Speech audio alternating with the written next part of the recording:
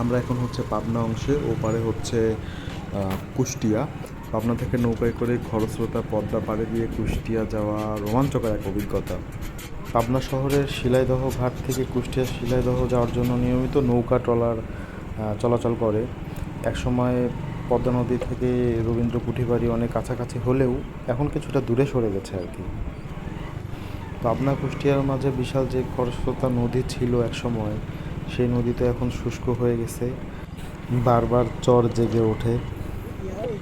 চরের পরিমাণ এতটাই বেশি যে মাঝে মাঝে নৌকা আটকা যায়। এক সময়ের খরস্রোতা পদ্মা মোটরসাইকেল নিয়ে পার হচ্ছে।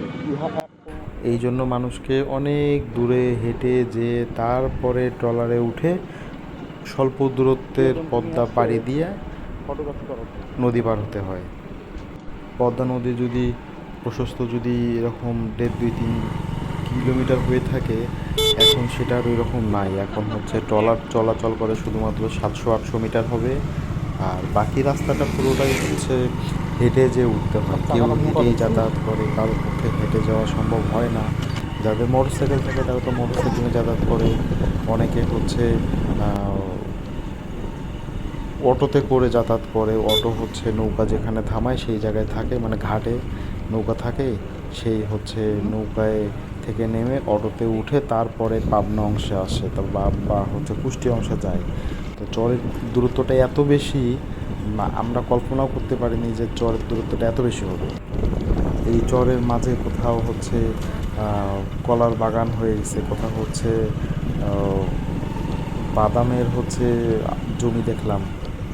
কাশবন তো আছেই, কিন্তু আসলে আমরা এমন সময় গেছিলাম যে কাশবনের ওই কাশফুল আমরা দেখতে পারিনি।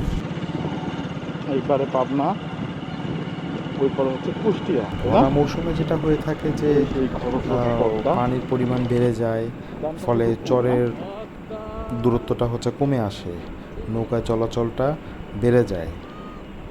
এই পাবনা কুষ্টিয়া চরাঞ্চলের মানুষের যাতায়াত এখনও অনেক জায়গায় নদী পারাপারের উপর নির্ভরশীল। এই বিশাল পদ্মা আমাদের হচ্ছে মোটরসাইকেলে করে পাড়ি দিতেই প্রায় প্রায় 15 থেকে 20 মিনিট লেগে গেছে, মানে জাস্ট মেইন ঘাট পর্যন্ত যাওয়ার জন্য।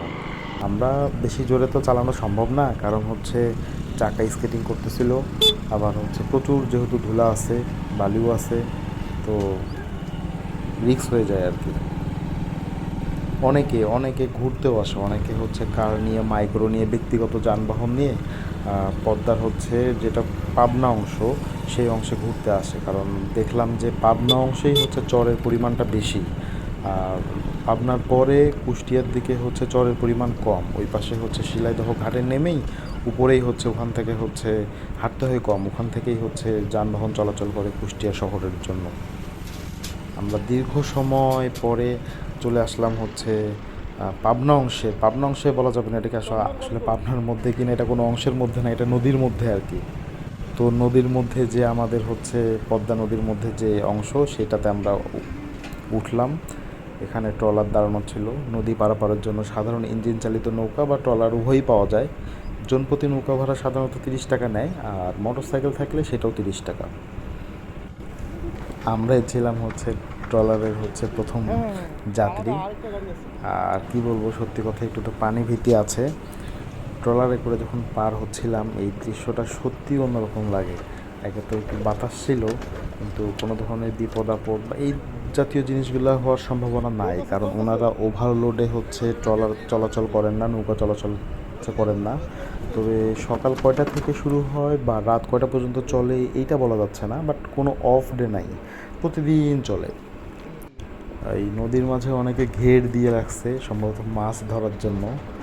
আর একটা জিনিস দেখলাম, হ্যাঁ তখন আসলে ক্যামেরাটা অন ছিল না, যে শুশুক হবে সম্ভবত, বেশ কয়েকবার লাফ দিল। আমি তো পুরো ক্যামেরা বের করলাম, যে বের করে রেডি হয়ে আসি, অনেকক্ষণ রেকর্ড করলাম, কিন্তু না, পরে আর শুশুক আর লাফ দিল না। আমরা এনজয় করতে করতে এই খরস্রোতা পদ্মার, বিশাল পদ্মার স্বল্প দূরত্ব ট্রলারে করে পার হইলাম। পার হওয়ার পরে ওই পাশে আমাদের হচ্ছে শিলাদহ কুঠিবাড়ি। আমরা শিলাইদহ কুঠিবাড়িতে চলে আসছি। শিলাইদহ কুঠিবাড়ি মানে ঘাটে নামার পরে রিক্সা বা ভ্যানে করে শিলেদহ কুড়িবাড়িতে যাওয়া যায়, রবীন্দ্র কুড়িবাড়িতে যাওয়া যায়। ভাড়া হচ্ছে জনপ্রতি 10-20 টাকা নিতে পারে, অনেকে শুনলাম এভাবে যাচ্ছে। কিন্তু আমাদের যেহেতু যানবাহন ব্যক্তিগত, সুতরাং আমাদের হচ্ছে ভাড়া দেওয়ার ব্যাপারটা ছিল না। আমরা নৌকায় করে এসে কুষ্টিয়ায় পৌঁছালাম অবশেষে। অসম্ভব সুন্দর একটা জার্নি, রোমাঞ্চকর একটা মুহূর্ত, আমরা এনজয় করেছি অনেক। একে একে আমাদের যতগুলো বাইক ছিল সব বাইকগুলো উপরে উঠে আসলো। তারপর আমরা কিছুক্ষণ ওখানে ফটোগ্রাফি করলাম। সিনারিটা মানে অসাধারণ, ভালো লাগার মতো। আর ওইদিকে যাদের বাড়ি তারা রেগুলার যাতায়াত করতে করতে তারা আসলে অভ্যস্ত হয়ে গেছে, আমরা যত অভ্যস্ত ছিলাম না। হ্যাপি এন্ডিং, আলহামদুলিল্লাহ।